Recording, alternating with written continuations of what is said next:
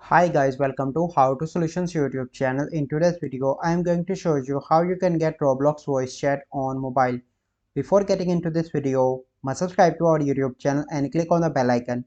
So the first step you need to do is to open Roblox and you need to log in into your account, and then you need to click on the three bars in the right bottom corner, and then you need to scroll and click on settings, and then you need to click on account info. And the first step, you simply need to verify your age. As you can see that my age is verified. You simply need to take selfie and give your national identity card, or you can use your driving license.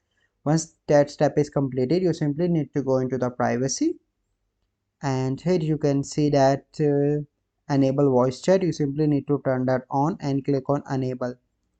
So this is the process by which you can enable voice chat on Roblox mobile. I hope you find this video helpful. If you find this video helpful, must like this video, subscribe to our YouTube channel for future videos. Well, see you in the next video. Thank you. Have a good day.